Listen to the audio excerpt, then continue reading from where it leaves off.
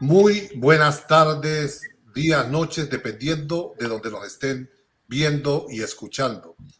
Les habla Luis Bonilla Molina del equipo de Otras Voces en Educación y este es el ciclo de Pedagogías Críticas que venimos realizando los días lunes en el marco de la alianza entre varias organizaciones, la CEIP, la Cooperativa de Educadores y Educadoras, Investigadores e Investigadoras Populares de Argentina, la CEIP histórica, Otras Voces en Educación y el MAEC de México. Sin más preámbulo, vamos ahora porque queremos escuchar a Peter hoy. Peter es el invitado central, Peter McLaren, y quiero dejar ahora con la palabra a la compañera Andrea Silverstein para que presente al ponente. Muchas gracias, Luis. Buenas tardes a todos y todas. Bueno, contarles un poco una síntesis muy ajustada de Peter. Peter es considerado uno de los exponentes más renombrados de las pedagogías críticas y de la teoría en el mundo. Sus obras poseen un potencial crítico hacia el capitalismo en todas sus expresiones. Los aportes teóricos de McLaren han trascendido las fronteras norteamericanas, llevando su pensamiento a diversas regiones del mundo. Sus contribuciones permiten el descubrimiento de nuevas formas de abordar el proceso educativo desde una perspectiva de pedagogías críticas revolucionarias. Peter McLaren es autor y coautor de más de 50 libros y una infinidad de artículos en diversas publicaciones.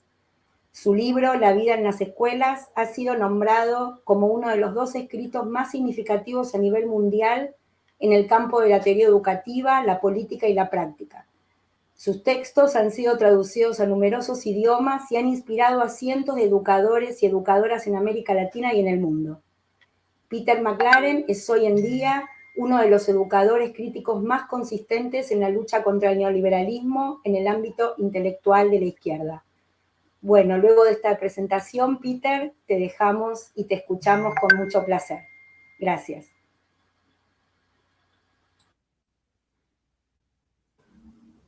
Okay, Professor, so whenever you want, we're ready. Okay.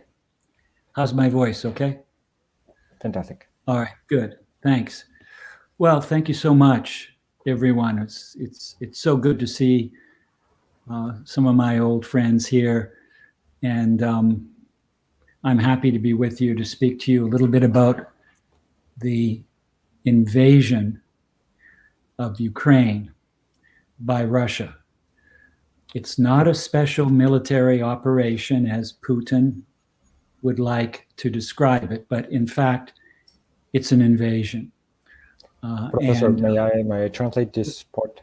Sure. Entonces, bueno, el profesor McLaren saluda a todos los participantes en la charla. Dice, bueno, estar muy agradecido y muy contento de verlos a viejos amigos de la educación popular en América Latina y particularmente en Argentina. Y bueno, nos cuenta que evidentemente va a hablar de la situación en Ucrania, la situación actual en Ucrania, que hay que decirlo, digamos, con toda claridad, es una invasión. Y bueno, en eso, digamos, esa es una idea fuerte con la que empieza el profesor. So, yes, of course, we need to concede that the U.S. broke agreements that it made with Russia after the Cold War, after German reunification and the collapse of the Soviet Union in 1991. Of course, the Soviet Union is a nation that, or a collection, of course, that in fact operates as the guardian of the memory of the worst assault on any nation in human history, which saw the Nazis take the lives of millions of Russians. Of course, Ukrainians and Belarusians were the 2 nations most affected by the Nazi invasion in terms of casualties for both civilian and military populations. Bueno, El profesor empieza a hacer, digamos, un poco de contexto histórico, de ver un poco la memoria larga que tiene esta situación, este conflicto. Señala que evidentemente esto se enmarca dentro de la historia de la Unión Soviética y en particular de la época de la Segunda Guerra Mundial, en la que tanto Belarus como Ucrania particularmente fueron las zonas más afectadas por la invasión nazi durante la Segunda Guerra Mundial. El profesor está haciendo una contextualización histórica, digamos, de algunas de las situaciones que explican esta situación y dejan claro que evidentemente los Estados Unidos rompió acuerdos que tenía previamente con la Unión Soviética para llegar a este contexto. Yes. And so, of course, the US did expand NATO up to the borders of Russia when, in fact, there was no reason any longer for NATO to exist after the breakup of the Soviet Union. But of course, arms manufacturers saw massive profits in making the former Soviet bloc countries upgraded militarily to the standards of NATO. And they needed an enemy in order to do so. And we know basically the outcome of that story, which goes by the name the Cold War. Bien. La idea general del profesor a este respecto es que, en definitiva, los Estados Unidos sí expandieron la OTAN, de hecho lo hicieron a territorios muy cercanos a la frontera con Rusia, cuando ya de hecho no existía ninguna razón válida para que siguiera existiendo la OTAN. La razón que el profesor señala para esto es que evidentemente los intereses del complejo industrial militar de los Estados Unidos, bueno, se han impuesto en definitiva para iniciar un conflicto o para por lo menos impulsar o darle fuego, digamos, a un conflicto de gran escala, ya que evidentemente reactiva, bueno, el corazón económico de esta industria. And so, of course, if we wanted to, we could bring up the 1994 Budapest Memorandum. We could bring up, the Minsk Accords, the first Minsk Accord and the second. We could bring up the argument by political scientists about the legitimacy of spheres of influence and the like. And we know, of course, that an integration of neighboring countries into US-led military partnerships, bringing NATO to the doorstep of Russia, has indeed, yes, of course, helped fuel this crisis. Bien, el profesor, bueno, para, digamos, poner ejemplos de la ruptura sistemática de ambas partes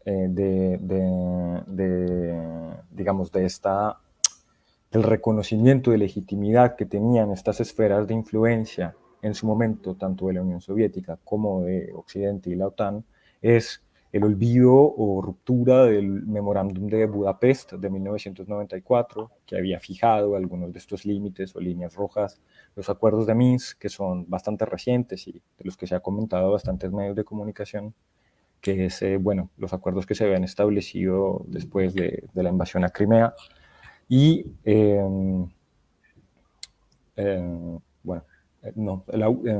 Professor, can you repeat me the last statement you make, the conclusion you make just before?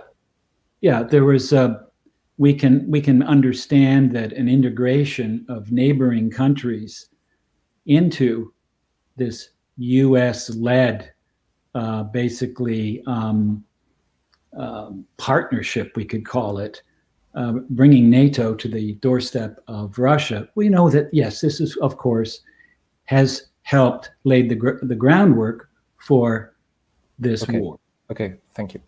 Entonces, el profesor nos señala, evidentemente, esta especie de asociación, de multiplicación de esta asociación entre estos países que están justamente en la frontera de la ex Unión Soviética y de la Rusia de hoy, y esa ahínco por expandirse a esos territorios han traído, en definitiva, a la situación en la que estamos ahora. And of course, all this was occurring at a time when Ukraine was attempting to increase its commercial ties with the European Union. And yes, of course, we could be critical of the post-Maidan regime. And since 2014, the US has been, in a sense, governing Ukraine in a de facto sense. And we know about, of course, yes, the nationalist radicalization, and of course, the presence of neo-Nazis in Kyiv, the Azov battalion. But let's be clear that the presence of Nazis, neo-Nazis, fascists organization in Ukraine is not supported politically by the majority of the Ukrainian people. Let's be clear about that. It's a political party, Svoboda, really has not. It's not very influential. I think it's maybe supported by 2% of the population. So let's not exaggerate the fascist or Nazi threat. Perfecto. Entonces, el profesor, bueno, señala que es muy importante entender algunos elementos de la situación y del conflicto que se han dicho, que están en los medios de comunicación, que se han manifestado, pero que tienen que tener, digamos, una ponderación correcta. En primer lugar, en efecto, Ucrania en muchos sentidos es un país que ha respondido a intereses occidentales, que tiene apoyo y soporte de los Estados Unidos en más de un sentido. Pero también la retórica que sostiene que el gobierno ucraniano es un gobierno nazi o fascista sobredimensiona y exagera una realidad que es que en efecto hay movimientos fascistas y nacionalistas en Ucrania, pero que de ninguna manera constituyen una mayoría dentro del país y que exagerar, digamos, la dimensión que tienen estos movimientos, en buena medida ha servido como chivo expiatorio para la invasión a un país que no es mayoritariamente nazi ni fascista. I mean, if you look at Germany today, if you look at France today, there's certainly a neo-Nazi presence.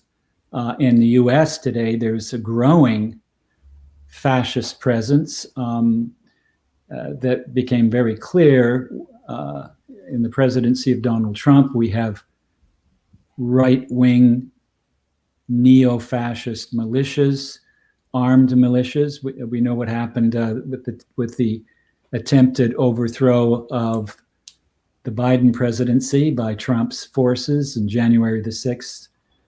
And so, who are we to make this outrageous claim? Putin, of course, is making the claim that part of the reason that it must, engage militarily with Ukraine at this moment is to denazify the country. That's just absolutely an absurd statement, given the lack of support of the fascist party, Svoboda. The last time I think it had some electoral success was when it got about 34% of the vote in Ternopil, which is it has a population of about 1 million inhabitants. It got about 34% of the vote in 2009. And from then, its influence has been diminishing, every year. Perfecto. Entonces, el profesor, señala el ejemplo del crecimiento de partidos nacionalistas y fascistas, no solamente en Ucrania, sino en Alemania, en Francia, en la misma Estados Unidos. El profesor pone el ejemplo del caso del intento de toma del legislativo en Estados Unidos en el 6 de enero, que todos recordamos bien, que fue este intento por interrumpir las elecciones y el ingreso a la presidencia de Joe Biden. Dice que quién es Occidente, digamos, para decir que hay nazis y fascistas, pero que en definitiva la acusación de Putin, el señalamiento de Putin como esta operación, esta llamada operación especial militar, como un intento por desnazificar Ucrania, es absolutamente insostenible y que no corresponde a la realidad de ninguna manera. And just in a fashion that's going to be pretty quickly skipping over,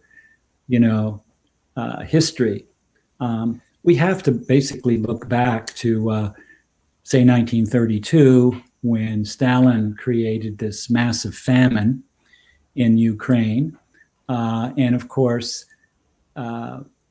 many people in Ukraine after that were quite indignant, to say the least, and welcomed an occupation by the Nazis.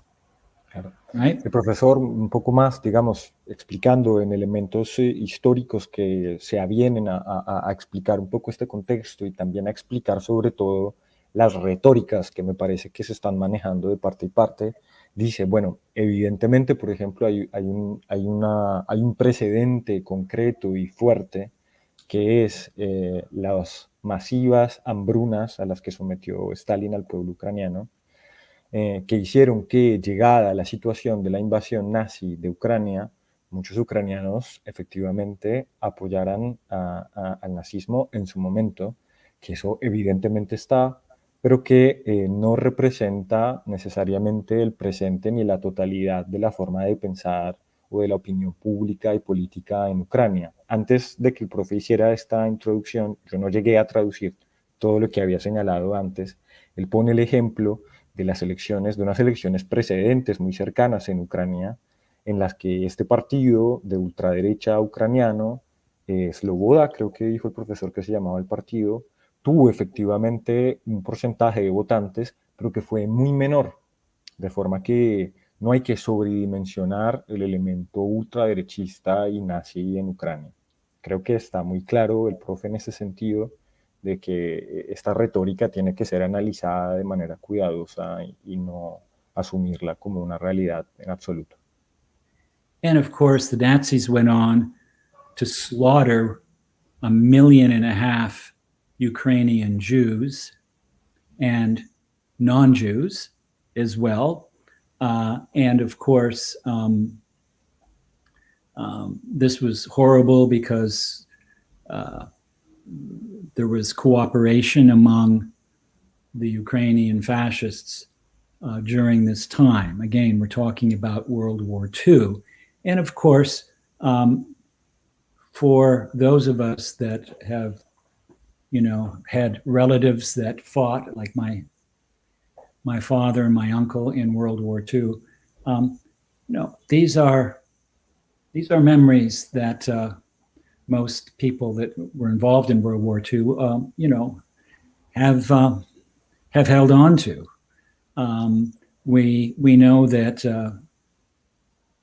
Svoboda members, the members of the fascist party, honor the legacy of Stepan Bandera, who was a collaborator with the Nazis, who led the pro-fascist organization of Ukrainian nationalists, the OUNB. And of course, this was an organization that whose followers actually were welcomed into the United States. Bandera was actually proclaimed a hero of Ukraine by Yushchenko, right? By President Yushchenko. And of course, why? Because Bandera's forces set out to ethnically cleanse Western Ukraine of Poles, this is in 1943, 1944, murdering about 90,000 Poles and many Jews. And he advocated a totalitarian, ethnically pure Europe. But again, this was in World War II, and this kind of, you cannot compare, Ukraine in 1942, 43 with the Ukraine of today. You really can't. Putin is trying to, but you can't make that rational argument. It's impossible. Perfecto. Tratando de sintetizar, bueno, un poco este largo explicación y contextualización histórica que hace el profesor señala varias realidades. Entonces, siguiendo, digamos, con la descripción de lo que fue la Segunda Guerra Mundial en Ucrania, es importante entender que evidentemente, aunque hubo apoyo ucraniano, la llegada de los nazis significó la masacre y el asesinato de al menos 1,5 millones de ucranianos, tanto judíos como no judíos.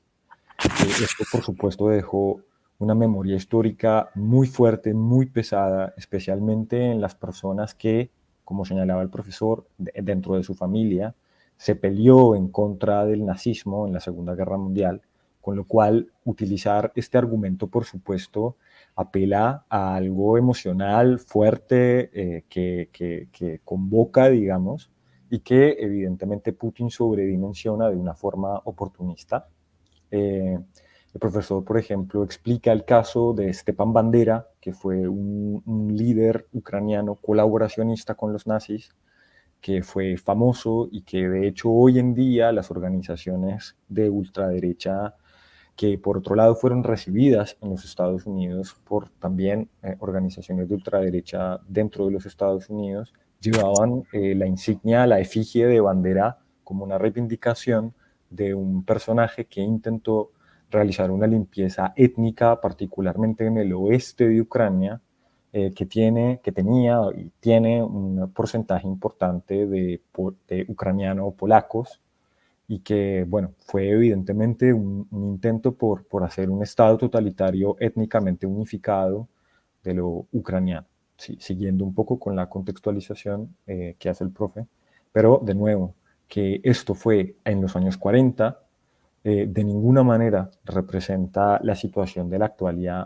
actualidad de Ucrania, y que es un argumento fácil, una cabeza de turco, como se dice en español, asusar esta memoria que no necesariamente se corresponde con la actualidad de Ucrania hoy. If there's anything that is fascist in this context, I would argue that it's Russia. I would argue that it's Putin, with his political ideology that's akin, I think, to the logic of national Bolshevism. Of course, he's anti-communist, Putin.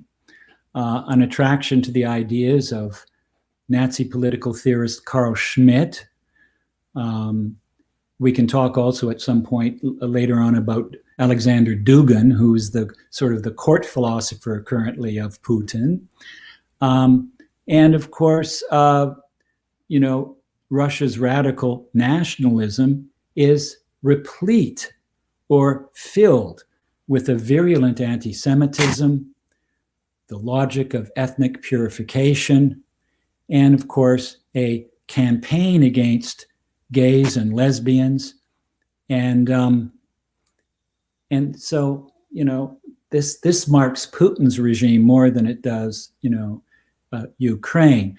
And this doesn't mean that we should, in any fundamental way, support NATO. This doesn't mean we should support US imperialism. Because we're against Putin doesn't mean, right? And we're against Putin's war, doesn't mean that we should support NATO or we should support the, US imperialism. Of course not. Well, who should we support?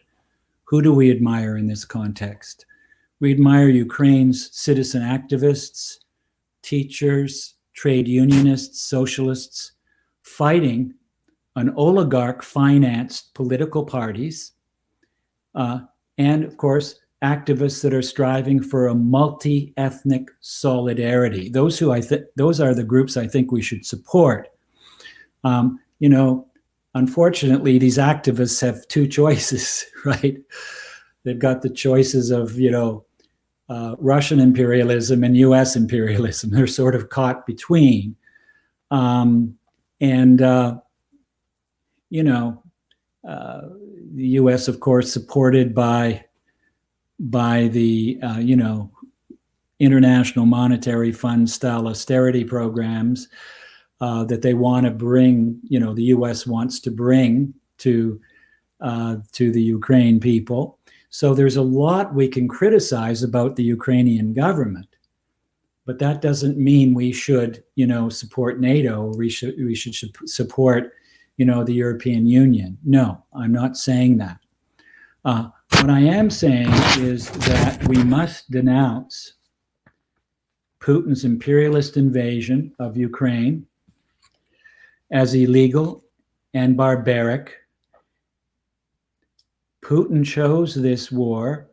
This is Putin's war. We just have to remember what happened in Grozny, 1999 to 2000, the complete and utter destruction of this city. Is Ukraine, going to be part of a Grozny option? Will Kyiv become another Dresden, flattened to rubble? Of course, that's an allusion to what happened, what the Allies did to Dresden in World War II. So, in denouncing Russia's invasion, we need not be a supporter of NATO or the imperialist history of the US. And I'm going to argue later that what we need, of course, is to support what we could call, and others have called, a kind of planetary revolution, right? An internationalist revolution, international solidarity, of course, for forces of socialism and liberation. I'll get to that towards the end of my talk. Perfecto. Entonces, este es un extracto bastante largo, pero voy a intentar ser sintético. Entonces, volviendo un poco a la caracterización de fascismo que ha sobrevolado un poco en los análisis, en ciertos análisis que se han hecho sobre la situación, el profesor podría sostener con más de un ejemplo que en todo caso se puede señalar a Putin como fascista.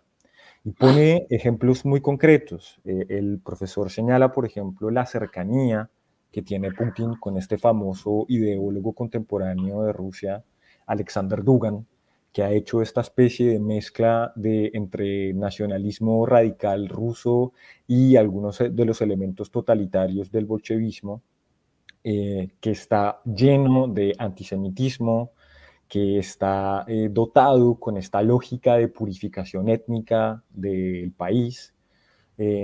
Señala, por ejemplo, los ejemplos de las campañas reiteradas contra la población LGTBI en Rusia, y que de ninguna manera esto nos puede hacer tampoco, que criticar la invasión rusa de ninguna manera nos puede hacer caer en la ingenuidad de creer que esa crítica nos hace sostenedores o gente que apoya el imperialismo de los Estados Unidos y las organizaciones financieras internacionales que en buena medida van a querer imponer sus propios planes de ajuste y de austeridad en la Ucrania devastada.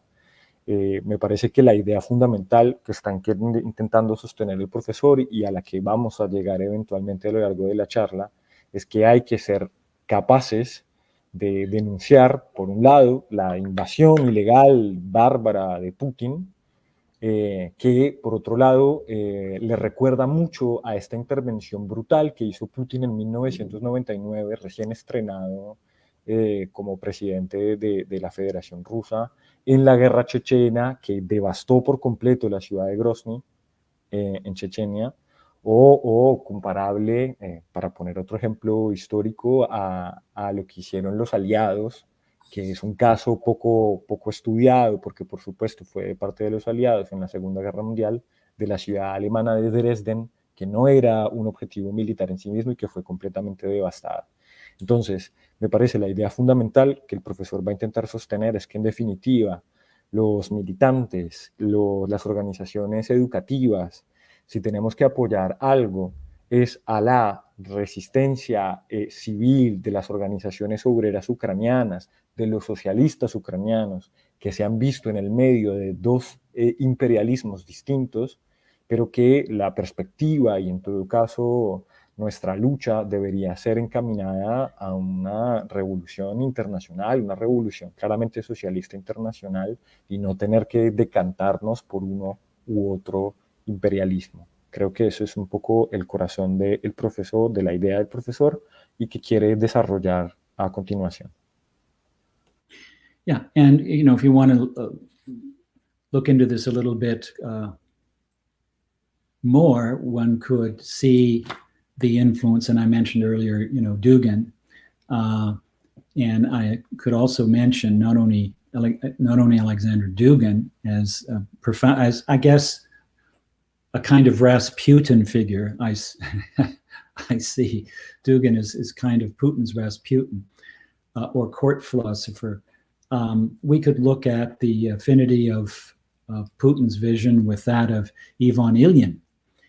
Ilyin, of course, who was expelled from the Soviet Union in the early 1920s, he advocated a Russian version of fascism. And of course, that has influenced in some fundamental ways the work of the philosopher Dugin. And this is a quotation I think I took from a piece, a very, very interesting piece and a very good piece by Slavoj Žižek, and I'm sure most of you are familiar with Žižek's work. And this is a quotation from Dugin. He basically said that every truth is a matter of believing, and that there's a special Russian truth, a truth that is only true to Russia, that Russians need to accept, and that the United States, of course, is not our master, and U.S., you are no longer our boss. Well, okay, that's all right, but it's the question of who rules the world, and of course, that decision can only be decided by war. And so what is this special Russian truth?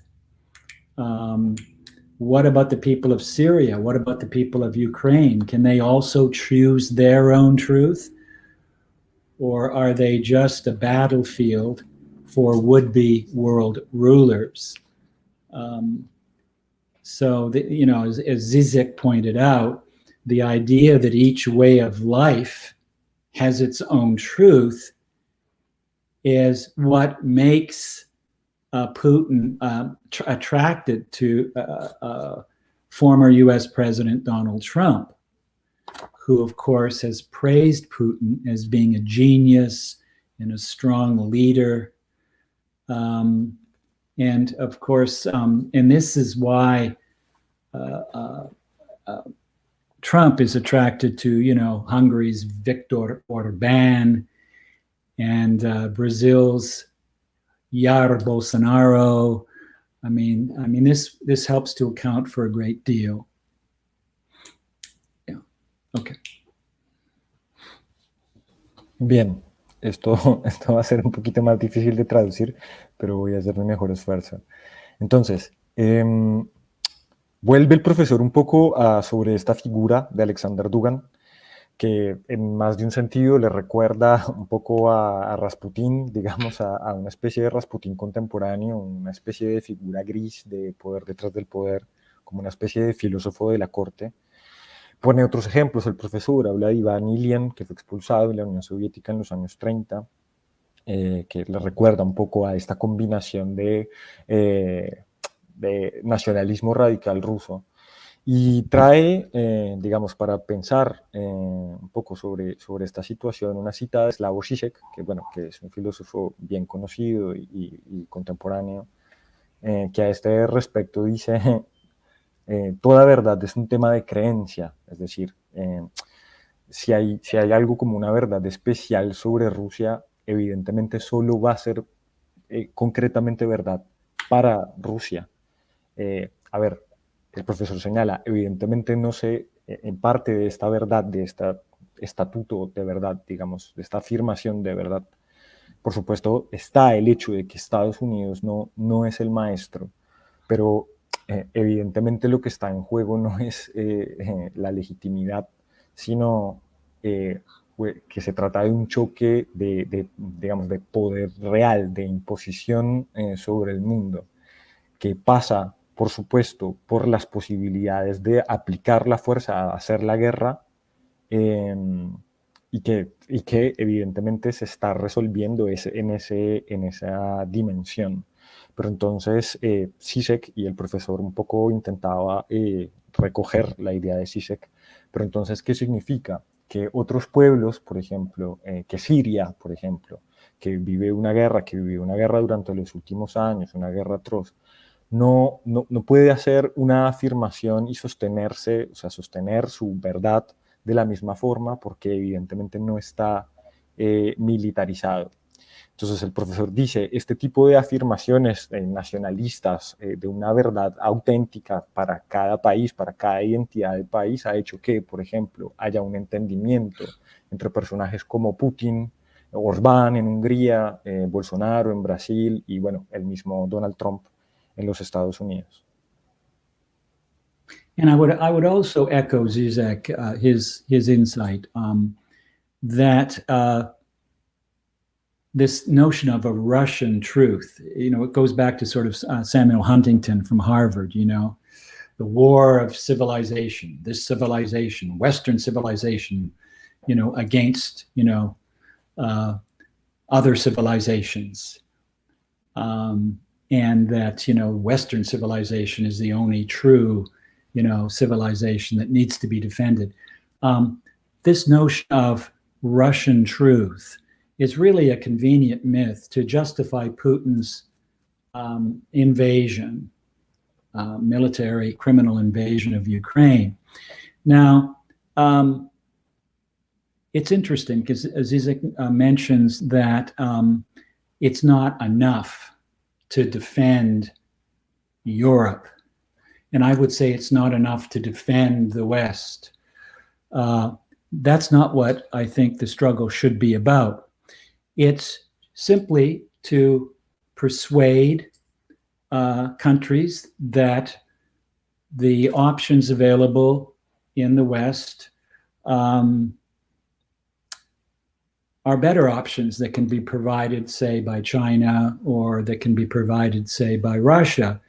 And the way that we can, make this claim is to basically, as Zizek noted, to change ourselves in our own struggles by uprooting neocolonialism, uprooting, the fascist elements that have infected and pockmarked all our own political, machinery here.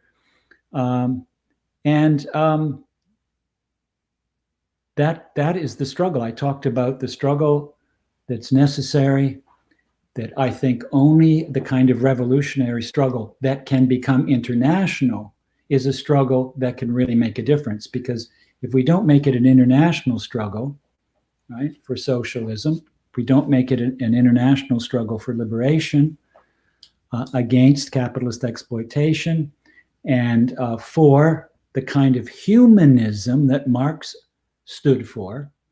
And here I'm speaking as a Marxist humanist. I'm not speaking as a Hegelian or a neo-Hegelian. I'm speaking as a Marxist humanist.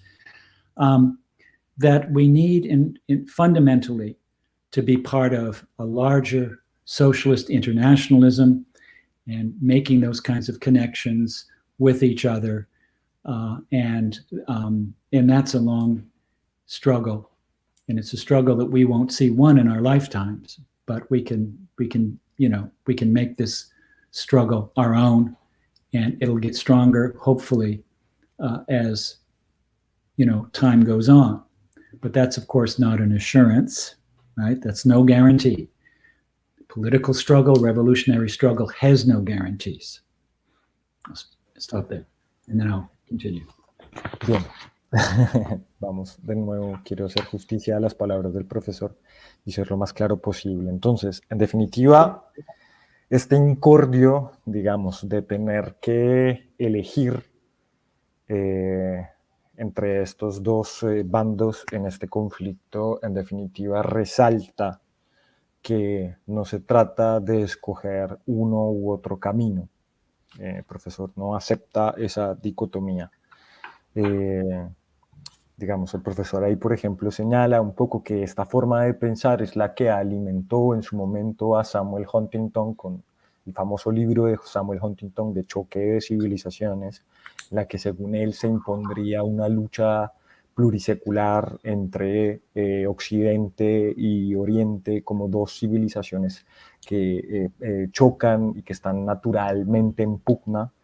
El profesor dice, todo esto que estamos viendo, toda esta retórica está en buena medida utilizando esa forma de pensar y para el profesor, en definitiva, lo que hace falta es justamente desarraigarnos, arrancar, digamos, esa forma de concebir la geopolítica y la lucha política y volver, de alguna manera, si se quiere, a entender que solamente o que la lucha de las organizaciones políticas y educativas es una lucha revolucionaria internacionalista que contemple y que supere, en definitiva, estas lógicas restringidas entre polos civilizatorios opuestos que de ninguna manera constituyen para el profesor realidades concretas, sino más retóricas, y que en definitiva, es justamente este superar, digamos, esta falsa dicotomía se hace solamente entregándonos y digamos, concentrándonos en la lucha revolucionaria internacionalista, que es un proyecto de liberación internacionalista, el único que garantiza, el profesor dice, garantiza hasta ahí, porque por supuesto en la lucha política y en la lucha revolucionaria nada está garantizado, pero es la única visión, digamos, que permite efectivamente superar este incordio, abrazando en buena medida, como señala el profesor, este corazón humanista que hay en Marx, concretamente, y que en buena medida da aliento a esta idea internacionalista. So, I've been alerted to the fact that Podemos in Spain, the populist left-wing party, and the junior partner in the ruling coalition with the Socialist Party in Spain, is against sending weapons to Ukraine because they think that by sending weapons in Ukraine, the war will simply be prolonged.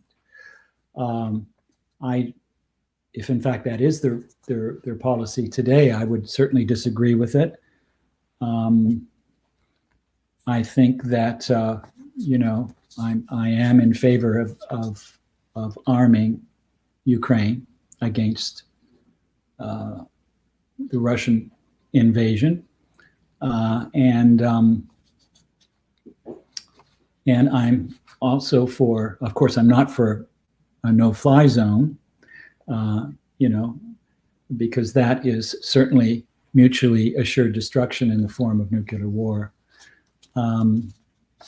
So I would just go on by saying that we must denounce Putin's imperialist invasion, and Russia needs to pull back from its troops, leave Ukraine, demilitarize Donbass, demilitarize the Russian border areas.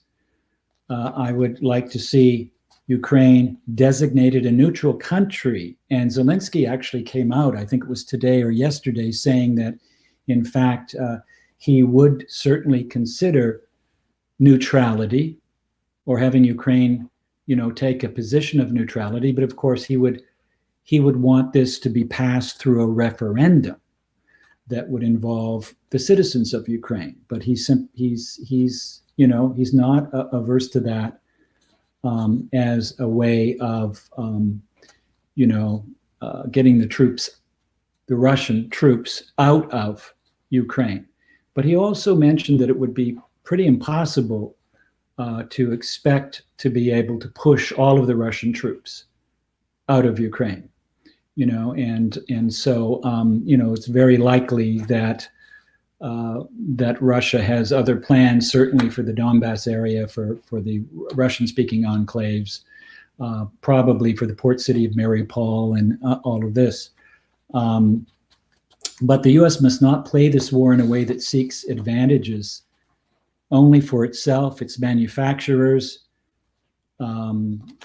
searching for geopolitical advantages, because too many lives are at stake. It's interesting to see the way the media has played this. The media, in some fundamental way, almost, at least here in the West, in many ways, the mainstream media seemed almost to be encouraging this war. There seemed to be by the way it framed it, like it was like, and Zelensky, of course, and I would say Zelensky is quite a remarkable leader. We know Zelensky comes from Jewish roots, so there again, it's kind of absurd to think that that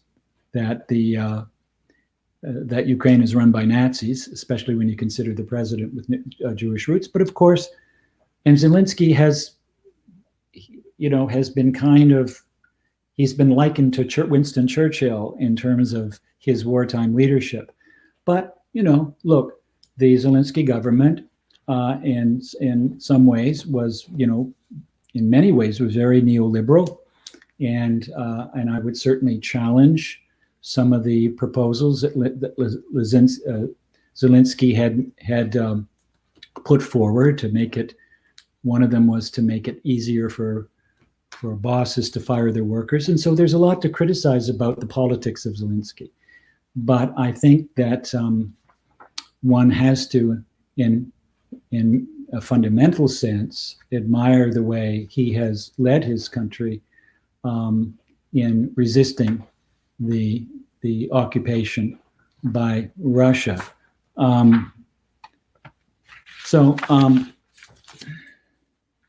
We need to understand why this war broke out, but understanding why this war broke out does not mean we are justifying this war.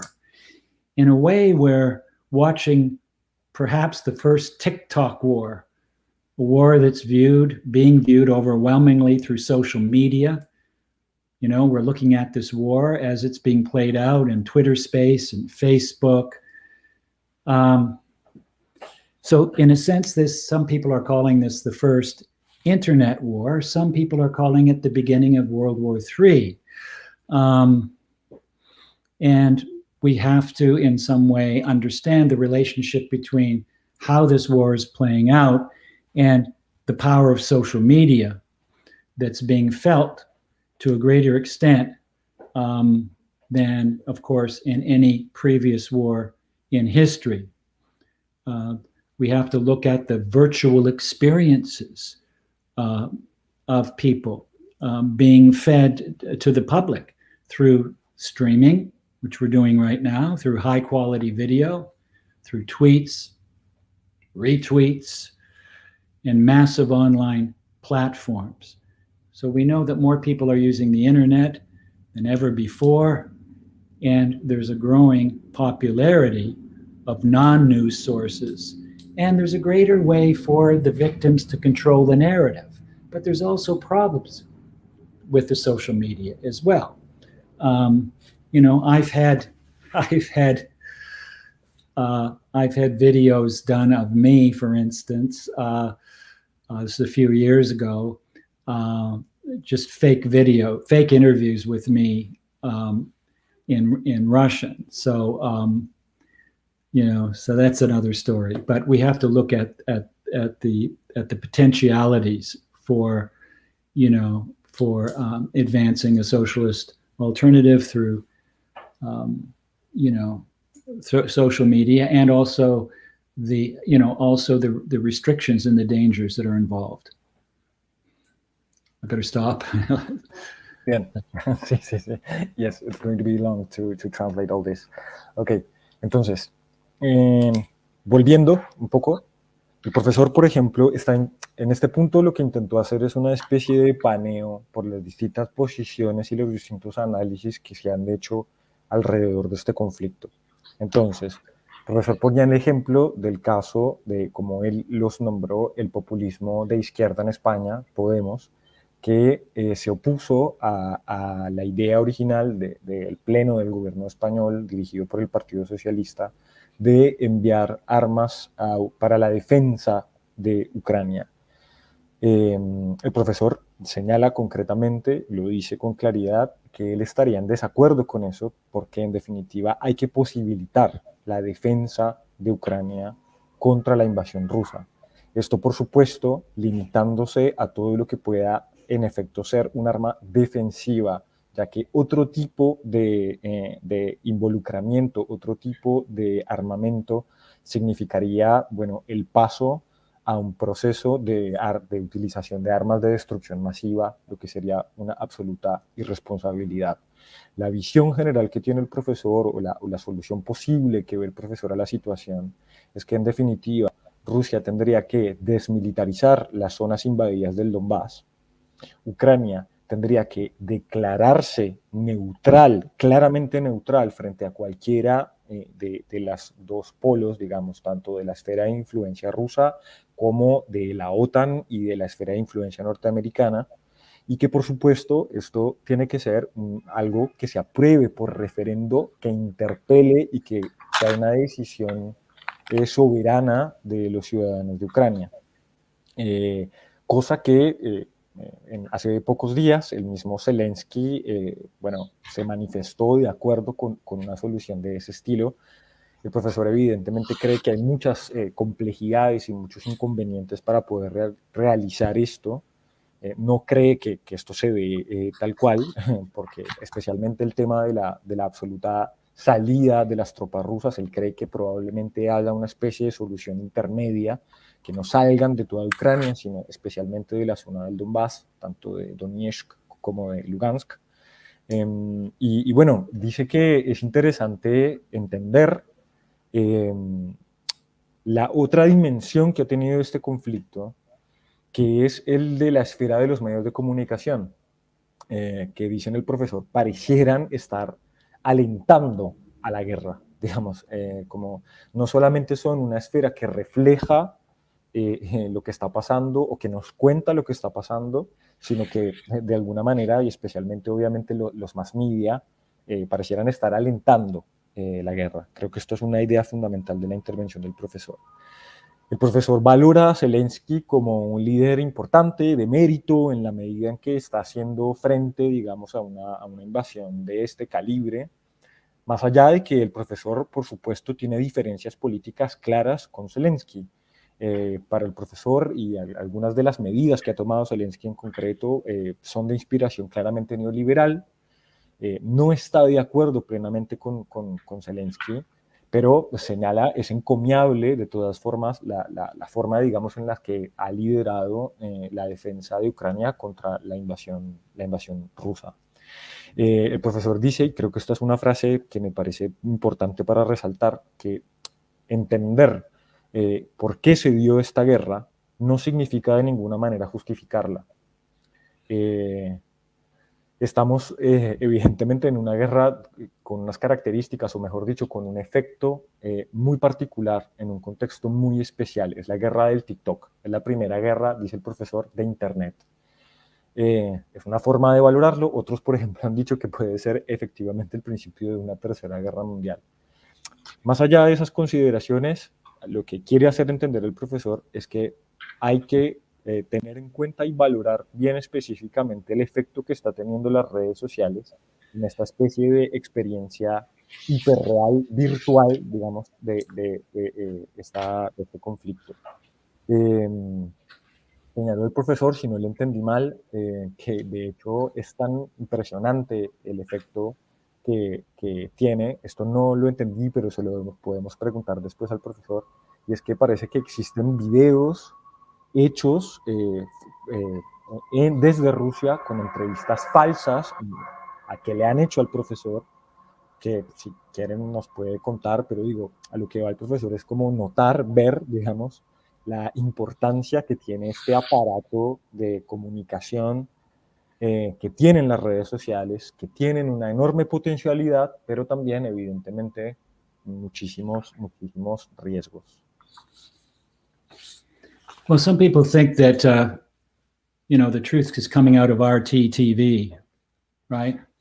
There has,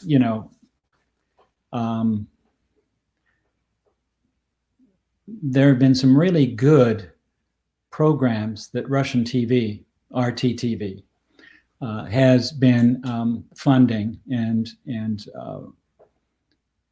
some of leading thinkers in the United States have had programs that have been supported by RTTV. But I don't think that necessarily means that RTTV, is going to give you the truthful insight in what's going on. I'm very suspicious of RTTV in this context, at least since the invasion of Ukraine. But I think we should be critical. I think we should be critical of all forms of media. I think we should be critical of mainstream TV, of U.S. propaganda. I think the U.S. propaganda is exceedingly sophisticated. I think that that's part of the struggle of becoming critical, so that you can discern. At least can help you discern what's true and what isn't true. And very often times there's a little bit of truth in different opposing perspectives as well. So one can't simply say, we've got RTTV, we know the truth. That I think is absurd, is saying we've got CNN, we know the truth. I'm very skeptical of the kind of US media. Of course I am. But there's no question that Putin's invasion of Ukraine really is part of a larger effort to regain the kind of prestige that Russia lost when the USSR collapsed in 1991. Again, I don't think he cares anything.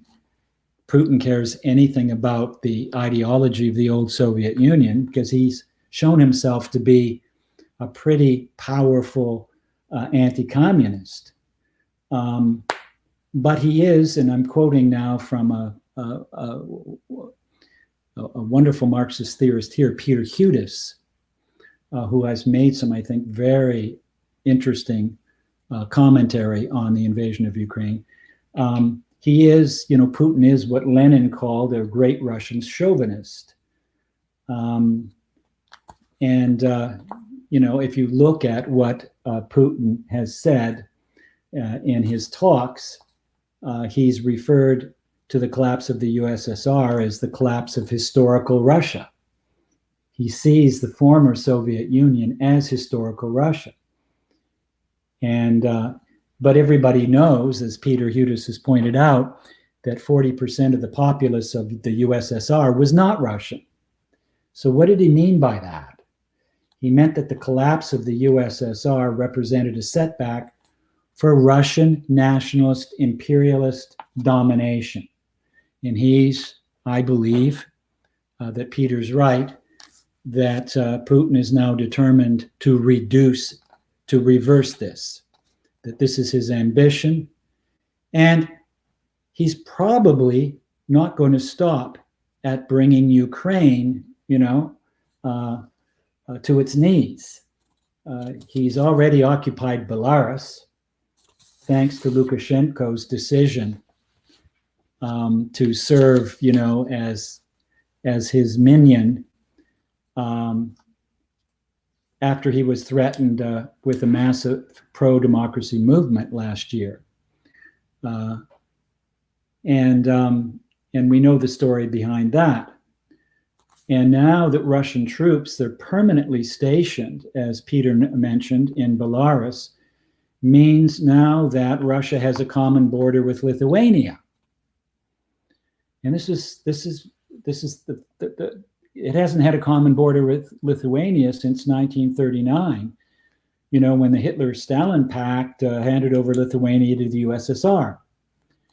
So I agree with Peter Hudis here that Russia's sharing of the border with Lithuania is of huge importance, because it means that Putin's army is only a short distance from the Kaliningrad corridor, which is separated from Russia by Lithuania. And, it could be, it's possible. Some people are arguing that it's more than just possible, that it's probable that Putin's next move could be to force Lithuania to cede to Russia the southern half of the country so that Russia can obtain a direct land link to Kaliningrad. I mean, this is a possibility. It's something that I think we could worry a little bit about, but I think that what may prevent this from at least happening in the near future is the way that Russia's army has really, proven itself to be quite ineffectual in many ways. They did not expect the Ukrainian resistance to be as strong as it is. There's all kinds of reports of Russian troops, who are professing not to know why they're in Ukraine. Some of them thought they were going on a training mission. Some of the Russian troops have deserted and are refusing to fight the Ukrainians because they understand what's going on. They just, they don't want to be massacring people who live, next door, their neighbors, and they're seeing what's actually happening on the ground. And I think that Putin thought it would just be, it would take a week, and they would, move right into Kyiv and replace the government. And it wasn't a walk in the park, and which is why I think just a few days ago, Putin said, "Oh, we've now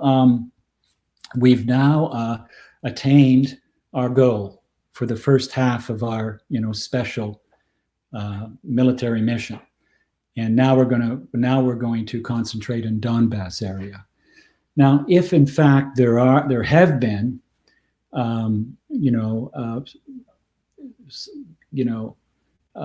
attacks in the Donbass area, there's been, fascist attacks.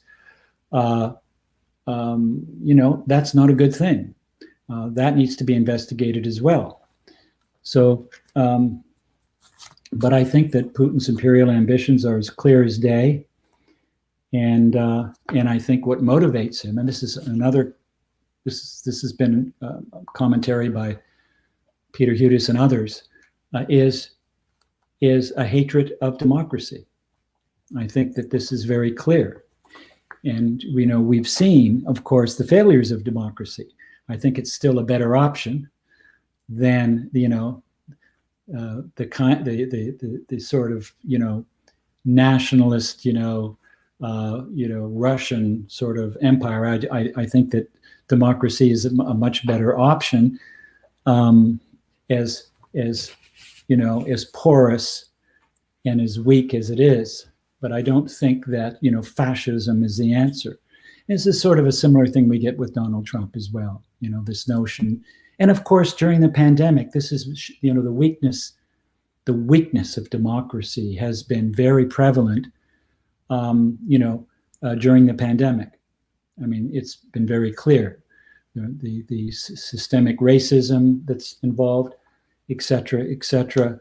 And I think that that's been, that's something that has been so evident. And so, of course, we can critique democracy, but I'm not willing to abandon the struggle for democracy. and we can talk about that in Marxist terms as well at some point. Muy bien. Entonces, pensando y haciendo un recorrido, hay varias dimensiones que el profesor está intentando trabajar en este punto. Entonces, en primer lugar, habló particularmente de este medio RT, que, bueno, hasta hace muy poco estaba transmitiendo en varios países de América Latina y aquí en Argentina en particular. El profesor dice, bueno, por ejemplo, digamos, para entender cuál es la fineza que tiene que hacerse en este tipo de análisis de medios de comunicación. Habían excelentes programas en RT, habían muy buenos desarrollos, muy buenos contenidos que se hacían desde RT, pero de ninguna manera podemos esperar que frente a este conflicto en particular, ese medio nos acerque datos concretos y verdaderos sobre un conflicto que involucra, por supuesto, a Rusia, al Estado ruso, que es quien sostiene la señal de este canal, y que nos digan datos concretos sobre la situación en Ucrania. ¿A qué nos invita el profesor? Bueno, evidentemente a justamente ser críticos con todos los medios. Se trata de discernir entre las distintas voces sobre lo que se está diciendo, qué es verdad y qué no, someter a un juicio crítico estos mensajes y notar, a partir de la reflexión y de un posicionamiento político claro, que, digamos, qué de lo que se dice es verdad en cada una de las partes involucradas, ¿no? Pensarlos críticamente para tener en efecto un acercamiento a la realidad. El profesor en este punto hace una valoración de Putin y cita, professor, excuse me, can you tell me the name of the author, Peter Hudis, Hudis. I'm sorry. He's H-U-D D-I-S. H-U-D-I-S, Hudis. like this Peter Hudis. Hudis, yeah. He was he was the secretary. He's a good friend of mine. He was the secretary of Raya Dunayevskaya, who was herself the secretary of Trotsky. She broke from Trotsky after the Hitler-Stalin pact. She's from Ukraine originally, and she came to the United States, and she started the Marxist humanist movement, and she was she was a wonderful philosopher, and she developed the theory of state capitalism. That Soviet Union wasn't communist; it was state capitalist. I'm sorry, Professor. I was trying to introduce this particular author then. Entonces, el profesor nos invita a todos justamente a leer un artículo que salió hace muy poco de Peter Hudis, que evaluando justamente esta situación, decía que no hay que equivocarse con Putin. Hay que entender de qué se trata esto. Este autor, Peter Hudis, decía: Putin es el gran chauvinista ruso. Chauvinista, por supuesto, en el sentido más específico de esa palabra en el contexto de la historia, digamos, del movimiento socialista.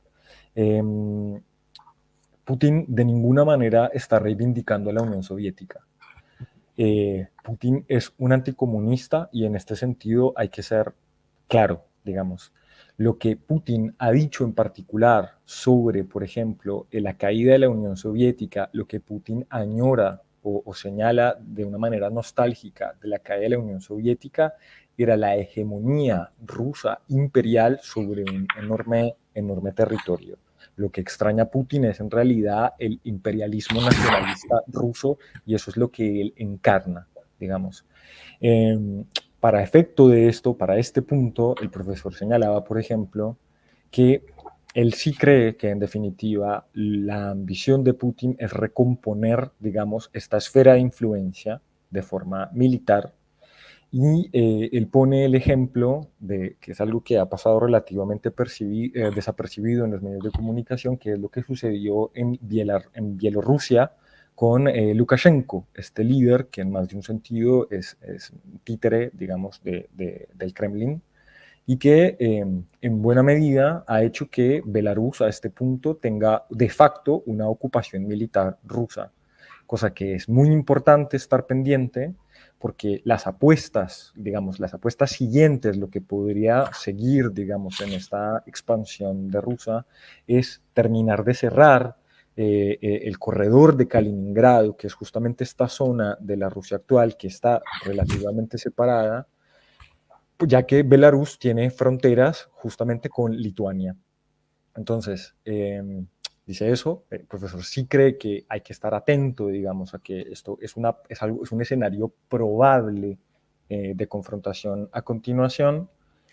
Evidentemente esto está relativamente limitado por la inesperada, en buena medida, resistencia que ha dado Ucrania, que el profesor dice, en efecto, ha, digamos, demostrado que este tipo de apuestas militaristas son más arriesgadas y más difíciles de lo que cree. El profesor valora, por ejemplo, que sobre lo que se ha señalado de los ataques fascistas que hubo en el Donbass, por supuesto, tienen que investigarse. Y hace una reflexión más general sobre qué posicionamiento tienen que tener los educadores críticos, los militantes socialistas y las personas que estamos en pos de una transformación social frente a la democracia. Evidentemente, hay que criticar a la democracia es imperfecta y no necesariamente lleva, digamos, a un proceso en sí de liberación de las clases oprimidas, pero en definitiva no podemos abandonarla, sino de dotarla de un nuevo contenido, un contenido emancipador y liberador que creo que está en el corazón del humanismo marxista, digamos que es un valor que se puede sostener, por supuesto, desde una forma crítica. So just to conclude then, I would say that, by the way, I'm against, just as a matter of, of principle, I'm against, the intervention militarily by any imperialist force in the world. I mean, I don't care where that imperialist force is. I'm against the military intervention of any imperialist force into any country. And that's my position, of course. And I wanted to be clear about that. And it was interesting. I've been in conversation with friends that have managed to escape Ukraine during this time, that are now taking refuge in other countries. We've been, corresponding over email, and I've been trying to get some of the inside information from them. I've also been talking to a Finnish friend of mine, because I thought that Ukraine could sort of take a position much like Finland. I visited, when I visited, St. Petersburg, I go through Finland, through Helsinki, and I've spent quite a number of visits in Finland. And he wrote to me and he said, basically that about that 53% or something like that of the Finns now want to join NATO. So I'm not, again, supporting NATO. I think NATO should be abolished. I want to just absolutely make that clear. I'm not defending NATO. I'm not defending Estados Unidos. That's for sure. My whole life, my 40 years as a professor, I've been, basically struggling, against U.S. imperialism and the transnational capitalist class, of course. But one of the things that's been interesting about this war is it shows that the American hegemony, U.S. hegemony, United States hegemony, is in fact failing. It's growing weaker because, even with the pressure that the U.S. has put on a number of Asian, African, and Latin American countries, that there's been a lot of resistance to go up against Putin, to take a position, an anti-Putin position. We got, of course, there's China, of course, there's India, Brazil, Turkey, Indonesia, South Africa, and even Mexico. They've remained pretty much distant from this, resisting, diplomatic calls to isolate Russia, or to join, for instance, the international sanctions against Russia. They've been, that in an earlier time they may have, ceded to the pressure of the U.S. But there's now a stronger pushback against the U.S. By many of these countries. Again, China, India, you could take that for granted, but Brazil, Turkey, Indonesia, South Africa, and even Mexico. Asian companies, of course, many of them have remained in Russia, even as the Western companies have made a major exodus away from Russia. South Africa has abstained from resolutions, and they refused to ostracize Russian President Putin, of course, for the invasion. And that just goes to show you the sort of the decline, the hegemonic decline of the United States as a world power. Now, I could go in, maybe we should stop here. I don't know if we're going to have questions and answers, but I want, I could talk about, the impact that this war has had. Maybe I should just, in the last 5 minutes, just talk about the impact that it's had. Okay, so if you agree with me, then we stop here for a moment. I translate this, and then we can open the time for questions. Or you want to expand a little bit more on the effects of this particular conflict, and then we open the Yeah. Okay. Yeah. Entonces, digamos un poco resumiendo lo que venía señalando el profesor, y que quiere dejar perfectamente claro de esta charla. Entonces, el profesor, por principio político, está en contra de la intervención militar de cualquier fuerza imperialista en el mundo, y creo que eso tiene que quedar perfectamente claro. Su posición en ese sentido, como militante socialista, como marxista, es esa, que toda invasión imperialista tiene que ser detenida.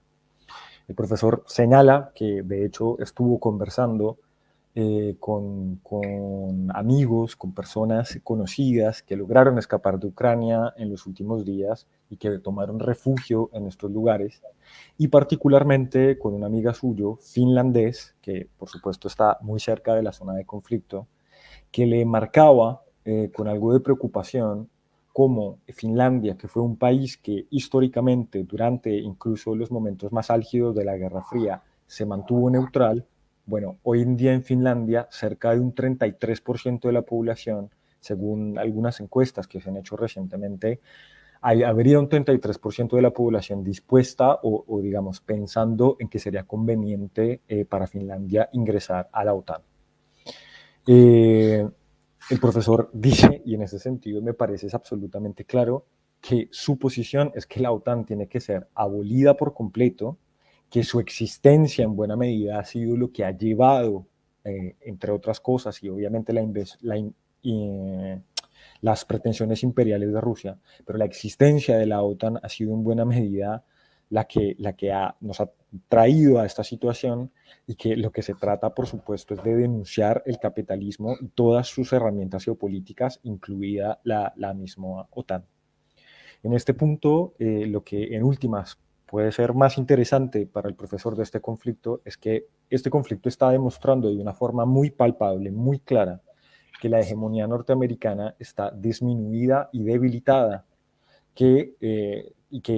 digamos, la evidencia de esto es que, por supuesto, aunque el sojuzgamiento económico sobre Latinoamérica, Asia y África sigue siendo importante, es interesante darse cuenta cómo diplomáticamente, geopolíticamente, algunos de estos países han tenido resistencias y relativa autonomía para posicionarse al respecto del conflicto.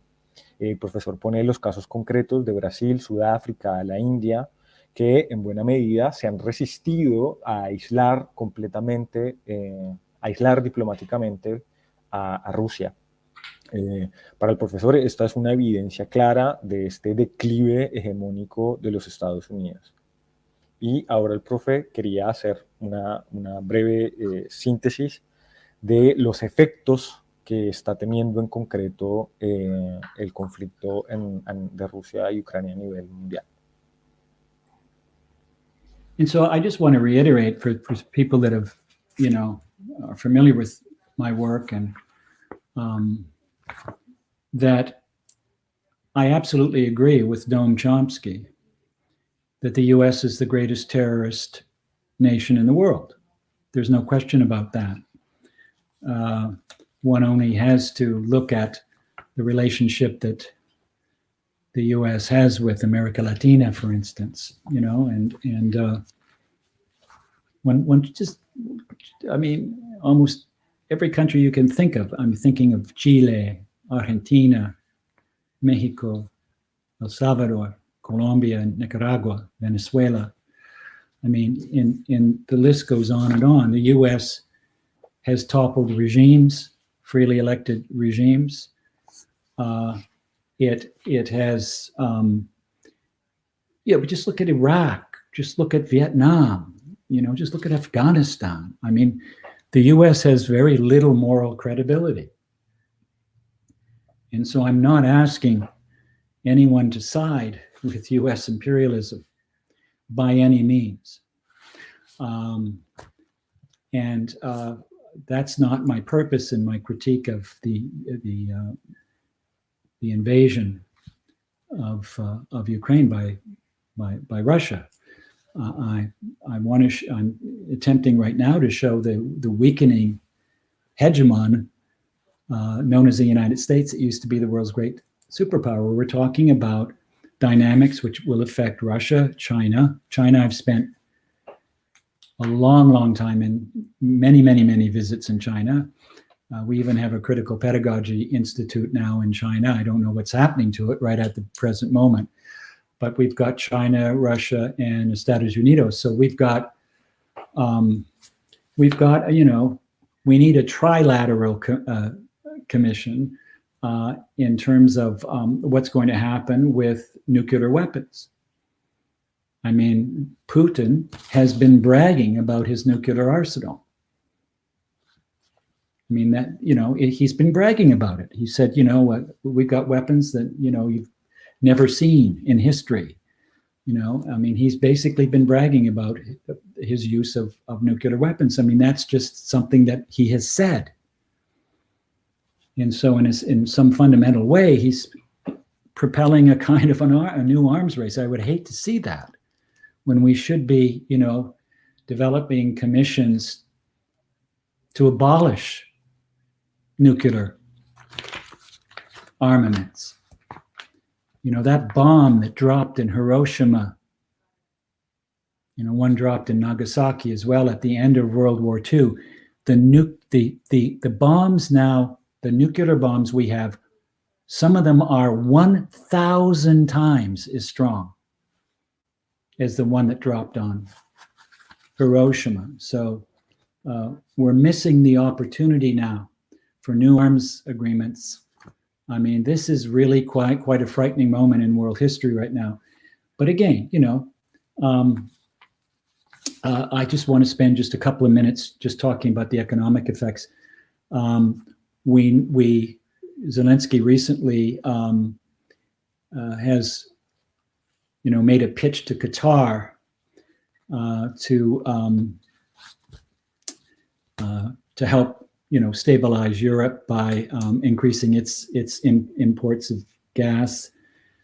Germany has committed to building, 2 huge terminals to receive liquefied natural gas from Qatar.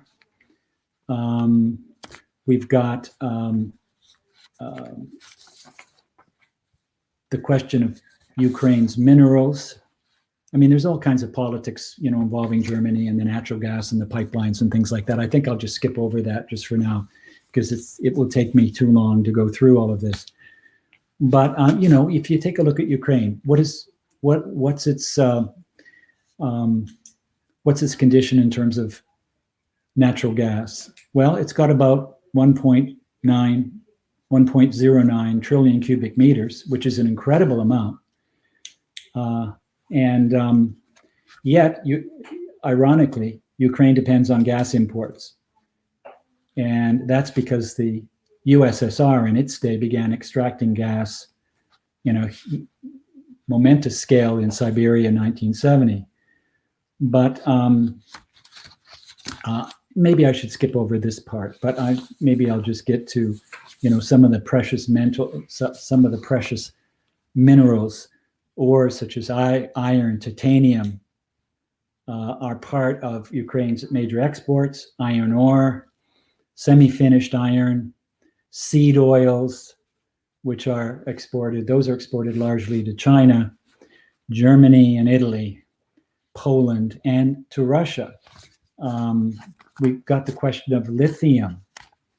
The territories of the Donbass region have all these abundant natural resources, and lithium fields in Ukraine are, they're concentrated in those areas. Titanium, there's a whole question of titanium. There's a whole question of food security, and the question of what's going to happen. When you've got a country with such tremendous raw materials and oil and gas reserves rather, and precious metals, you can wonder about what kind of conditions are going to have to exist to keep that a peaceful area in the years to come. Even if the Russian military leave Ukraine, except for, of course, for the Donbass area. So a lot of this is speculation. A lot of this is changing as we speak. As soon as I, get off, the internet and start talking to my contacts, I'll find out all kinds of new information that I wished I'd brought to my talk today. So let's go for some questions. Let's take some questions, and I think for the listeners. Perfecto. That may be agreeing with me, they may not be agreeing with me, but let's see what you have to say. Perfecto. Entonces, bueno, voy a intentar resumir esta especie de conclusión que está haciendo el profesor, y después abriríamos un espacio para preguntas, que después podemos fijar el mecanismo, si las podemos hacer de viva voz, de forma que yo vaya traduciendo, mismo también se pueden poner en los comentarios. Bueno, ya lo veremos con la organización de la charla.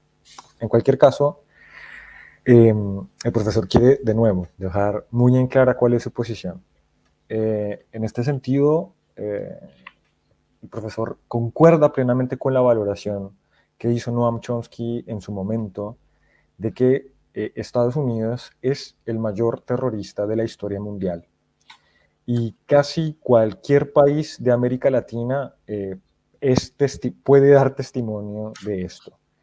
Citó los casos concretos de Colombia, El Salvador, la infinidad de países que vivieron bajo regímenes apoyados por los Estados Unidos y que terminaron en genocidios, en conflictos armados de largo alcance, en miseria para estos países. Y el profesor nos cita ejemplos recientes. Miremos a Afganistán, miremos a Irak, miremos Vietnam. Ningún país debería querer la ayuda de los Estados Unidos, y eso para el profesor está clarísimo. Lo que sí quiere remarcar el profesor es que, en definitiva, hay que remarcar las dinámicas específicas que están ocurriendo en términos de un recambio hegemónico que se está dando con estos nuevos jugadores, en especial China, Rusia, y lo que en ese, digamos, gran marco general va a pasar específicamente con el arsenal nuclear.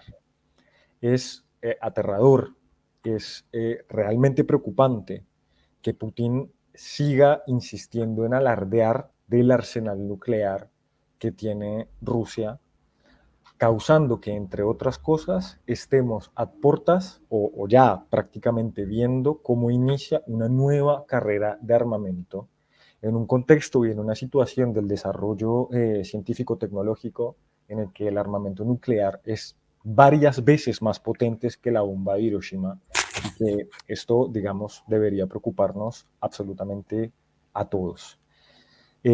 Además de esto, evidentemente señala los efectos económicos de todo esto que nosotros estamos viendo y que vemos todos los días. Estamos viendo la inflación, el recambio de los ciclos de transmisión de energía, como por ejemplo Alemania empieza a comprar gas catarí para hacer sus propias empresas de licuefacción de gas. Bueno, cómo se va moviendo un poco la economía. Y el profesor señala, evidentemente, y aunque esto sea un poco especulación, ¿cuál es el...? Hola, escucho un micrófono abierto, perdón. Perdón, un segundo. Ahí va, gracias. Entonces, no hay que, el profesor señala y digamos nos está remarcando una cosa muy importante, que es que no hay que olvidar las riquezas y la naturaleza que tiene este conflicto. Ucrania es un país que tiene más de recordemos que billones en Estados Unidos son miles de millones, tiene más de 1.300 millones cúbicos de metros cúbicos de gas, perdón. Ucrania es un país altamente rico en gas, pero que irónicamente depende de la importación de energía rusa. Ucrania tiene titanio, tiene uranio, tiene hierro, tiene aceite de oleaginosas, tiene litio, y en particular, y no por nada, justamente los territorios del Donbass son territorios que tienen una altísima concentración de estas riquezas. Está la cuestión de la seguridad alimentaria. Bueno, hay varias cuestiones que el profesor nos está invitando a reflexionar. Evidentemente hay que considerar, más allá de que esto tenga mucho de especulación, saber qué va a pasar. Evidentemente todo esto está viviendo cambios en este mismo momento mientras hablamos. Esto es un hecho que está ocurriendo, digamos, y que está por verse cuánto de la apuesta geopolítica original de Putin y bueno, de los demás jugadores geopolíticos están por concretarse en esta situación. Bueno, el profe nos invita a participar, a hacer preguntas, si hay, y bueno. Bueno, muchísimas gracias, Peter. Muchísimas gracias por tu exposición y tu análisis tan minucioso, tan interesante, y del que tenemos muchas claves ahí para seguir pensando. También muchísimas gracias, Rubén, por tu traducción muy clara, así que en ese sentido les agradecemos a los dos. Quería comentarles que hay muchísima gente en las redes que nos está escuchando, de toda América Latina, de España, así que también con muchos comentarios de mucho cariño hacia Peter y también de mucho reconocimiento hacia lo que está exponiendo. Un poco me quedo con alguna idea, alguna de las muchas ideas que Peter trae, también pensándola desde los educadores y las educadoras populares, esta idea de poder superar, esta idea que plantea Peter de superar esa falsa dicotomía, ¿no? Entre entender que hay que elegir entre dos bandos, ¿no? Sino que es interesante esta propuesta que hace Peter en términos de desarraigar esa forma de concebir la geopolítica y entender la realidad en términos de la lucha de organizaciones políticas como una lucha revolucionaria e internacionalista, ¿no? Y en ese sentido es muy interesante cuando él propone apoyar a las organizaciones civiles, a las organizaciones educativas y obreras ucranianas, y que, digamos, y apoyarlas en términos de que son organizaciones que se encuentran entre una disputa entre dos imperialismos, ¿no? Creo que ahí hay una clave muy interesante para poder pensar como educadoras y educadores populares y trabajar en nuestros espacios áulicos este conflicto. Así que Te agradecemos, Peter, Rubén, y le paso la palabra a Luis. Si quieres, Rubén, le hace una síntesis de lo que Perfecto. dijo Andrea. No sé si puedes. Okay. Bueno, Professor McLaren, what Andrea was trying to express, she was trying to summarize in a way the main ideas, the main, the strong ideas that you just gave us, that are quite a lot, but are truly important for our educational and political organizations to think, to understand. It's an interesting way for us to approach and analyze this situation. So we are really thankful for your insights on this. Thank you. Okay. Bueno, muchas gracias, Rubén. Muchas gracias, Peter, Andrea. Tenemos múltiples comentarios en el chat. Queríamos hacer dos breves preguntas, una Fernando y otra yo, para que Peter las responda juntas y cerrar. Si quieres, hazla tú primero, Fernando, y luego la hago yo. Hace una, la traduces, pero las dos para que la respondan las dos juntas. Bueno. Bien. Sí, más que nada, bueno...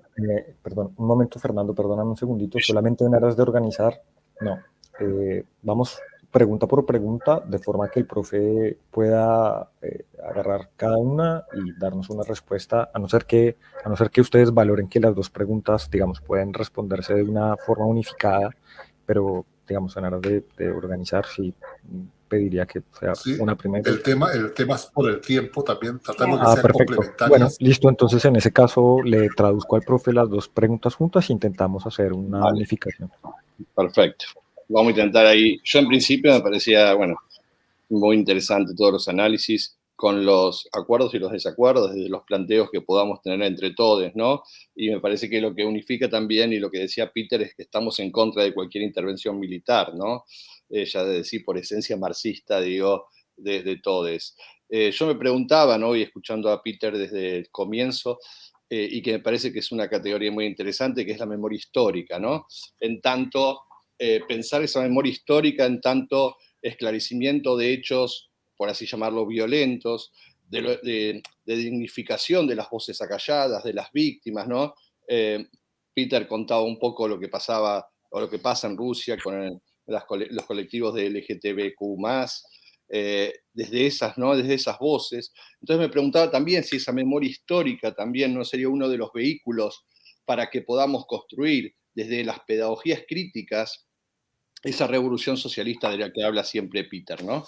Me preguntaba como parte de, desde esas luchas, pensando también las pedagogías críticas en torno a esas luchas de las organizaciones populares que comentaba Peter y que Andrea también tomó en su reflexión final, ¿no? Si la memoria histórica como eje central también para poder empezar a pensar en esa transformación y en una sociedad más justa, ¿no? Sí. ¿Te la digo ya o...? Sí, la mía. Sí, un poco la mía es más breve. Es cómo no sería mejor usar el tema de las víctimas, ahí nos complementamos con Fernando, las víctimas actuales, los desplazados, los muertos, para trabajar en el aula una solidaridad que trascienda la guerra y construya la cultura de paz. Es decir, desde las teorías críticas, las pedagogías críticas, nuestra apuesta por la cultura de la paz no debería ser a partir de visibilizar las víctimas, los muertos, las bajas, los desplazados, los destruidos, los enfermos sin hospitales, explicarlo eso a los niños de las escuelas, como las bombas que lanzan desde Moscú o las bombas que se lanzan desde Ucrania o de cualquier país terminan afectando a los pobres, a los explotados, a los oprimidos de siempre, ¿no? O sea, como invitación a que sea la perspectiva de trabajar en el aula.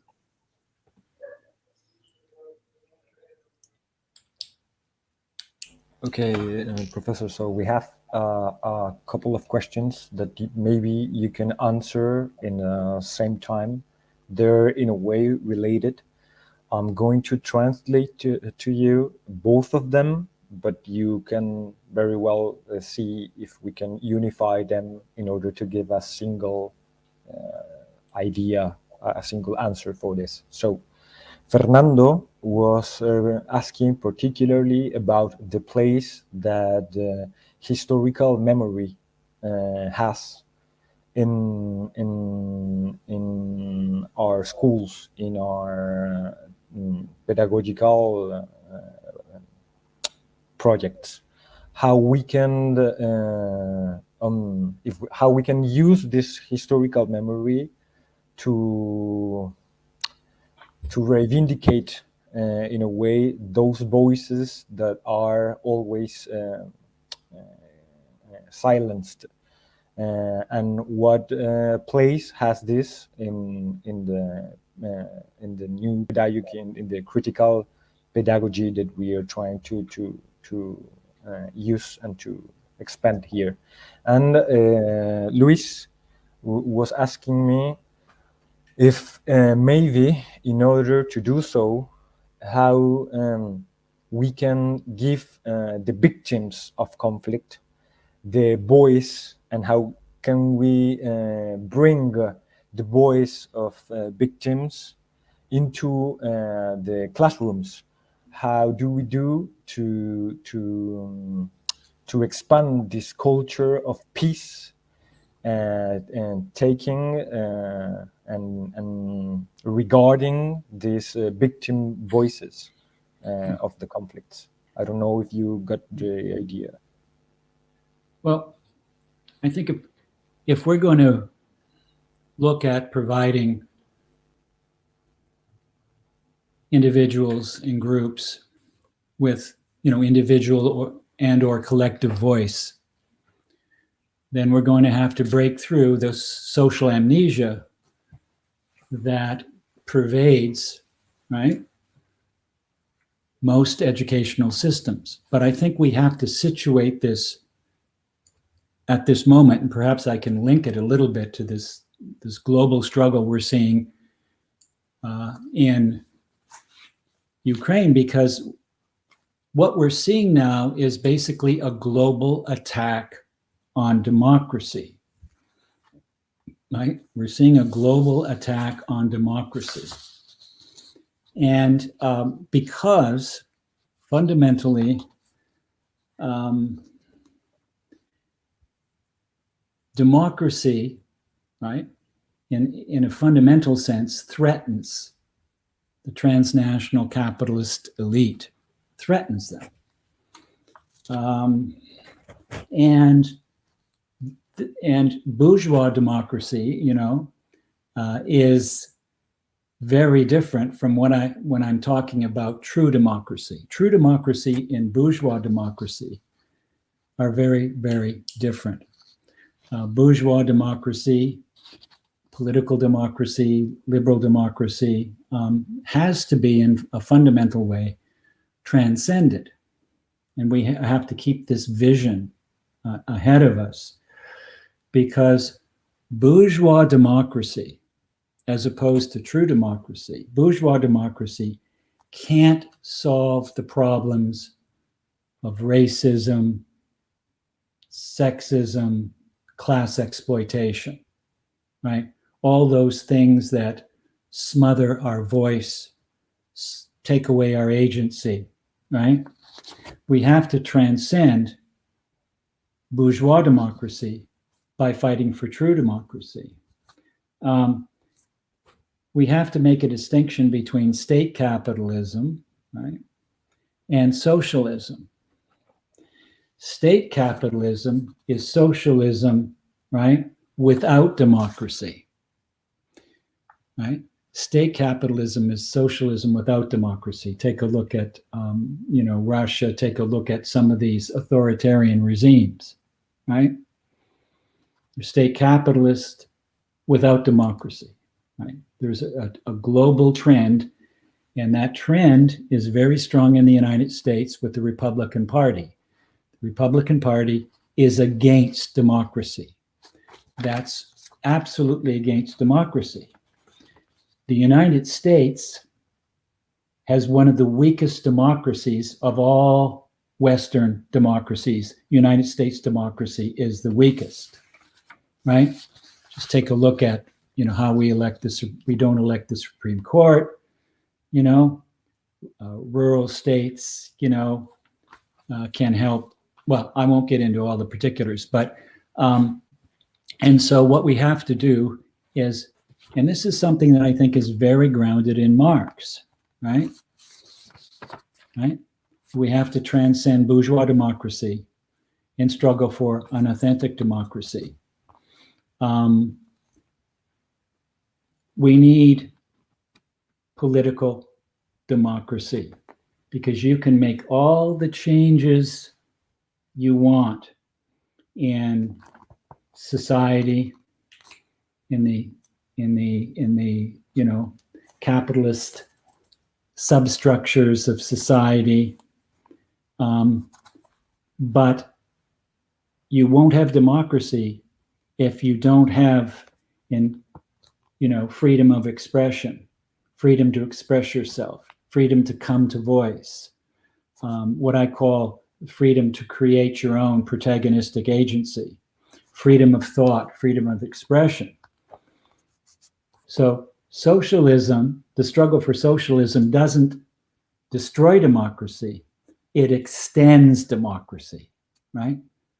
Socialism extends democracy. So I see this in the educational system. The educational system is and I can only speak for the US context right now, is passing laws that makes it impossible for you to teach about racism, right? Or issues about gender and sexual identity, LGBTQ issues, right? Many of the states have created laws that prohibit teachers from teaching about the history of racism and, the Jim Crow era. Why, they say? They say it upsets white people. It upsets white Euro-Americans, makes them uncomfortable. And there's an incredible attack on critical race theory. They're making first of all, they're banning books, right? They're banning books, and they're making it impossible for people to teach the history of racism, the history of gender exploitation, etc., right? And they're giving over all the power, right, to very conservative groups of parents, right?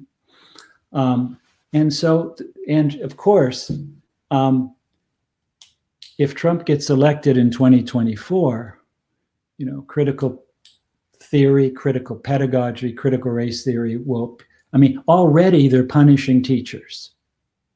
Already they're fining teachers, right? There are stiff fines, right, for teachers that are teaching something in a way that parents disapprove. So teachers now have very little autonomy. People don't want to go into teaching now because teachers now are being talked about as demons in US society. They're the ones teaching white people that they need to feel guilty. They're the ones that are, so this is a serious issue here. And I think it's a very unique situation. We haven't faced anything like this since the 1950s. And so, we're seeing the consolidation of what we could call a racial state in the United States, right? A white supremacist, right, state. And the Republican Party is really fighting for, heterosexual. It's in a sense the Russian, Russia, right? Putin, right, and the Republican Party. Just take a look at Putin's philosophy, right, and compare it to the Republican Party in the United States, and they're just like this. They're like this.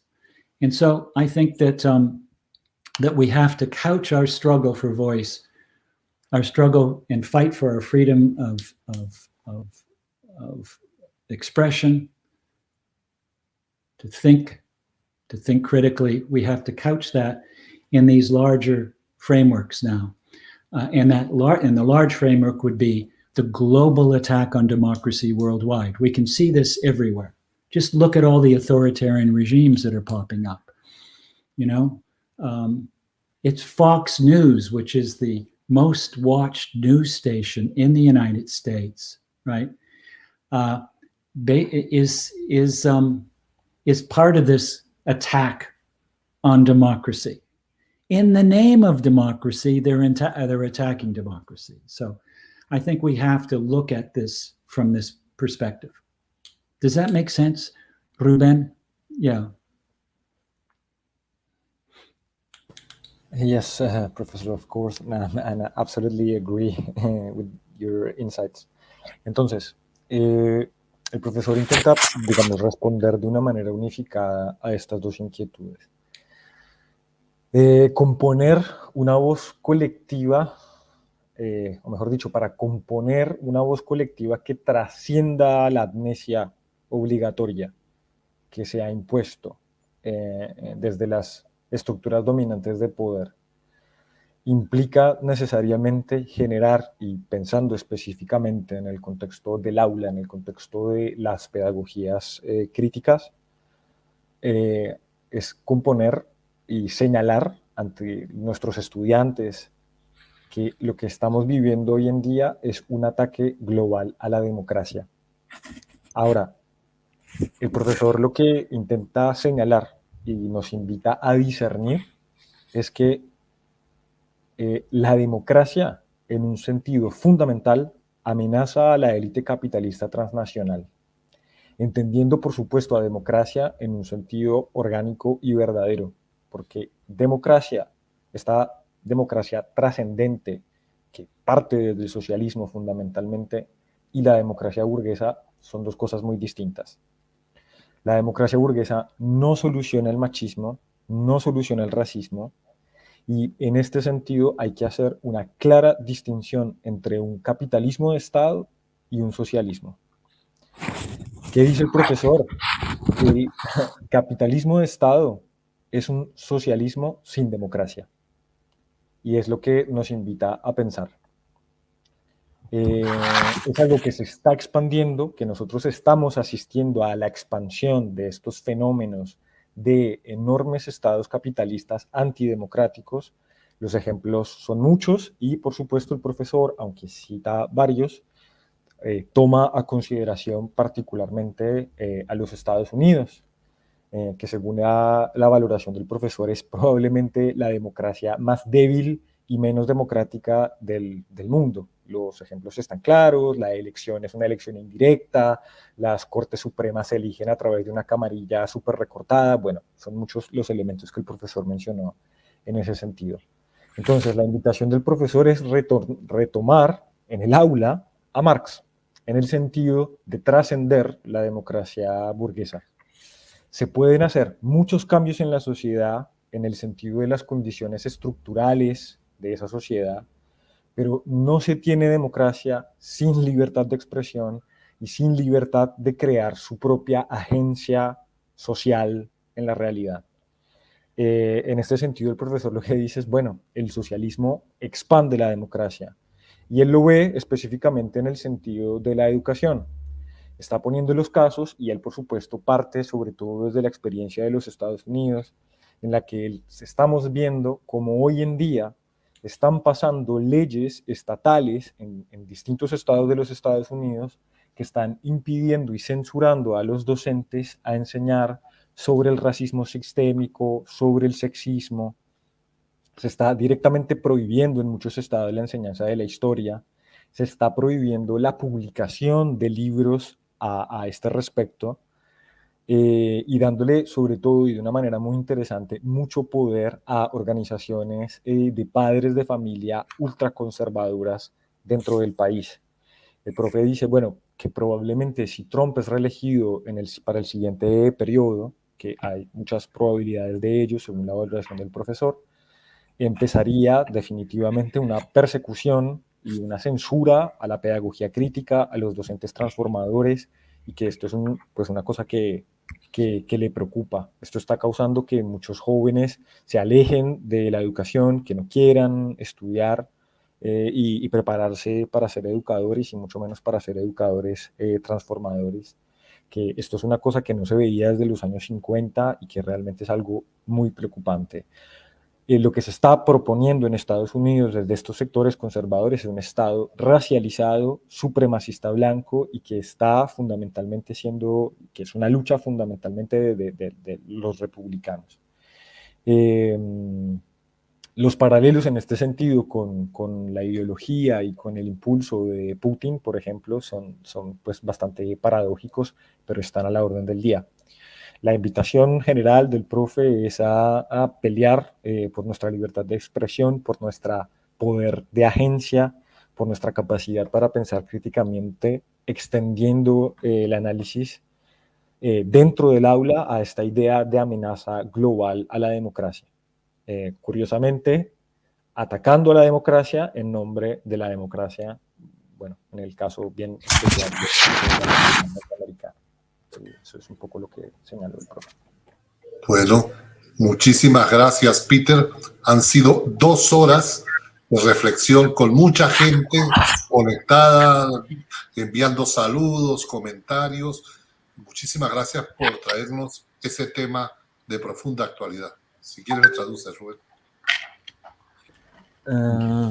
Okay, Professor, so we're really happy and really thankful for your participation. We have spent like 2 hours of your time, and that's quite important for us, and you have to know that we value a lot your insights and your availability all the time to talk to us, to participate in this forum. So we're really thankful, and we hope you stay quite well and you take care of yourself. Thank you, and thank you, Ruben, for your wonderful translation. I tried. I did my best, I believe. I can only hope that that NATO no longer will exist, and we all have our vision for the future. It's a precarious moment in world history right now, and it's difficult to see what's going on. Bueno, el profe no es con ánimo de oscurecer la tarde, pero en definitiva el profe lee que estamos en un momento verdaderamente precario, en un momento histórico realmente preocupante, y bueno, y que hay que esperar por lo mejor, esperar que se dé la desintegración definitiva de la OTAN y de todos estos organismos de dominación global. I just wanted to just end by saying, in my critique of my condemnation of Russia's invasion of Ukraine, in no way am I defending the United States. I continue to struggle against, U.S. imperialism. I continue to, fight for authentic democracy, and I continue to struggle against the fascist, forces at work here in the United States and elsewhere. Thank you. Okay. Entonces, nada, el profesor solamente quiere cerrar diciendo que, de nuevo, dejar perfectamente claro cuál es su posición, que la crítica a la invasión de Rusia a Ucrania en ninguna manera tiene que significar y debe interpretarse como una defensa a los Estados Unidos, que la invitación es a pensar críticamente, a pelear por una democracia auténtica y transformadora, y para seguir luchando contra el fascismo ahí donde amanece, donde muestre la cabeza. Thank you. Muy bien, muchísimas gracias. Gracias, Rubén. Para quienes nos siguen Nosotros todos hacemos el trabajo 100% voluntario. Rubén es un colaborador de la CI que se suma a este esfuerzo. Muchísimas gracias, querido Rubén, por el trabajo. Gracias, Peter. Te amamos. Gracias, Peter. Abrazo. All right. Gracias, Peter. Okay. Gracias, Take care. Rubén. Te queremos mucho, Peter. Y La lucha motivo a la continúa. actitud. Okay. Okay.